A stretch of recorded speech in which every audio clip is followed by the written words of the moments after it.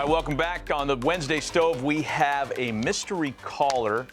This is Harold's last show before he takes off for a holiday trip. All right. I know who it is. You do not, so try to reveal the identity. Good morning, mystery caller. How are you? Good morning, ex-teammate. Ooh, there's your first clue. What? There's your first clue. Go ahead, ask a series of yes or no questions. All right. Did we play together in Baltimore or Seattle? That's your Baltimore. That's your first yes or no question, mystery caller. Yes. Sorry, it's early. I know There's the voice. another clue. Who is it? There's another clue. It's early in the morning. Golly, it's killing me. Golly, I know who it is. Ask another question. Sounds like Jamie Moyer. Oh, man. Pretty good.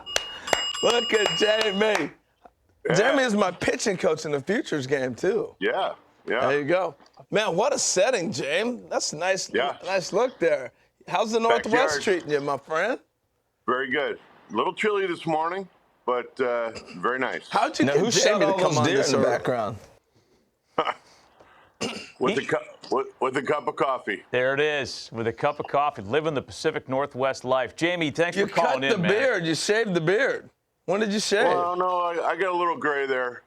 A little gray there. Hey, so let's talk a little. What were we going to talk to Jamie about? Anything? I got pitching? one particular Okay, question for Jamie that I'm sure he's been asked a bunch, but over a 25-year career, Jamie, is there a season, a game, an at-bat, like when you look back on all the plate appearances, all the years, all the travel, all the success, what's the first thing that you'd want on your best of reel? Well, I think, as a baseball player, it's got to be a World Series. I think that's what we all play for, right? So 2008 World Series in Philadelphia, winning the World Series. You play your whole career. Some are fortunate enough to play in several World Series. I was only fortunate enough to play in one. I would say that would be number one. Number two would be the 2016 wins in Seattle. Yeah. 116 wins. Yeah. Yes. Yeah. 116 wins. Yep. In Seattle was a magical season with a magical group of teammates. Could that team have won the World Series that year, Jamie? We could have, yeah. I will claim, we were, in such a role during the season. Part of my concern with that, we won so many games so fast that we clinched so early. Lou was trying to, give guys a rest and, keep guys prepared for the season. And once we got into, as we've seen in the past with other teams, you clinch too early, and the other team that's fighting to get in seems to have that momentum in the World Series. It happened with the Red Sox and the Rockies in 07. Going back to that 08 World Series, Jamie, it was also such an unusual series because of the rain delays, and because of the time between success stories with the Phillies and all that. Do you remember what it was like when you were up the tunnel, in the dugout, in the clubhouse during the rain? Was it just business? I hated it. Yeah? I hated it. I couldn't stand it because, you're getting three weather reports. You're getting a league weather report, an airport weather report, and a Phillies weather report. And they were all slightly different, but the league was basically running the show until the game started, until the umpires came out on the field. So everybody was trying to do their best. I get it. But as a player, I had never been in a World Series, trying to control emotions and stay prepared. And I wasn't a young cat anymore. So, getting loose took a little longer as well. But it was all worth it. I would have played in knee-deep of water if we had to. Jamie, 25 years, Matt talked about. What's the key to staying healthy? What are the guys not doing now that you did present day? And really, honestly, I'll finish with this. I never really heard of Tommy John except for when I faced him. I hear about it all the time now. Right. Well, there's a thing I did. I got hurt in Texas, and I would believe it was '89, and I had to rehab, post-injury. And I actually wasn't feeling 100% at the end of the year, so I continued to rehab in the off season. Went back to spring training the next year and felt like I had a brand new arm. And now it's called, you're right, Tommy John, and it's rehab. So what I called it was prehab. So I did what everybody's doing now for rehab. I did that before my surgery, which didn't happen until I was 47 years old instead of 17 or 27. And I rehabbed every off season, and that's one of my big keys. I've been a big proponent of that. I've spoken to every organization I was in during my career about that, about doing that with their signees, their pitching prospects, but it hasn't seemed to catch on. So there's other things, other other fish that they want to fry. You know, in your 25 years, Jamie, I mean, dare I say that you pitched as a home guy in a pitcher-friendly ballpark in only one uniform in Seattle. And even those Kingdome days, man, it wasn't that pitcher-friendly. But Boston, you began your career at Wrigley before, back when it was that bandbox where the ball would jump, and you ended your career in Denver. Yeah, back before we had lights in Chicago. How about that? Wow, when it really ran. What was the worst place for you to pitch in as a home guy or on the road? What was the place that gave you the most fits?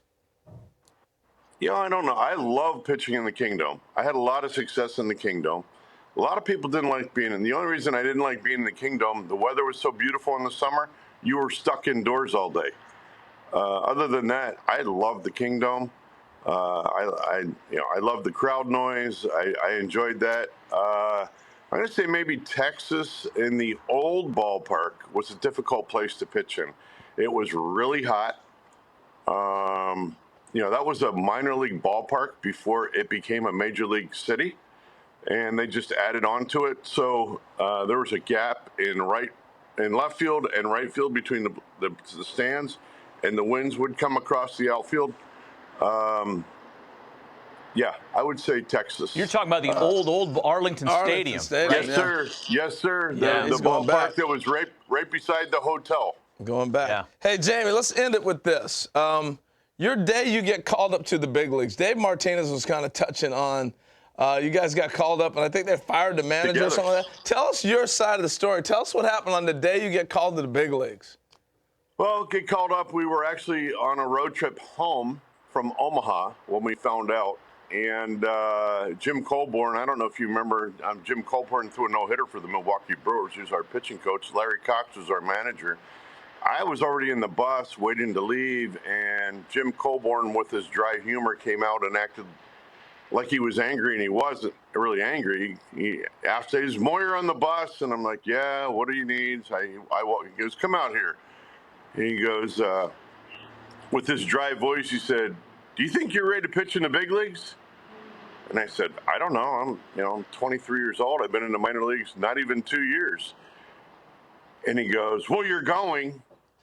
Almost like as if he was angry. And he goes, "Larry Cox wants to see you in his office." So I went into his office. Larry told me officially. Dave and I, we were in the bus. We went back to Des Moines, packed up our apartment, packed all of our bags. We got to the airport. We didn't have tickets. We had to call our trainer, who was our traveling secretary then, finally got us tickets, flew to Chicago, loaded all of our bags into 2 cabs, pulled up to that back gate of Wrigley, old Wrigley Field. And, we were young kids. We come over with suitcases, and the security guard goes, "What are you guys doing?" And we're like, "We just got called up." He goes, "Who are you?" And we're like, "Dave Martinez and Jamie Moyer." He goes, "Well, I don't know who you are. I can't let you in."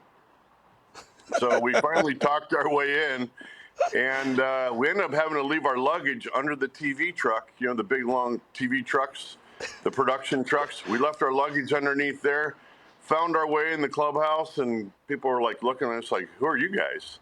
Because I was not a 40-man player at that point in time. I was just put on the 40-man roster, or the 25-man, or 24-man roster, actually. It was, and then it was time for the game to start. So I had never been to Chicago before, never been to Wrigley Field before. What an amazing place to play baseball. True or not that Harold Reynolds actually did pick you up at the airport on that occasion? I didn't know that's not true. Yeah. Why don't you come pick me up in that today, Harold? Hey, Jamie, we appreciate Jamie, the visit, man. Thanks for calling in. We right, have a thank lot you. of fun with that moment, and we really appreciate you calling in and getting awesome. a chance to visit with you. All right. Happy holidays. Happy holidays to you as well. Hey, thanks, Jamie.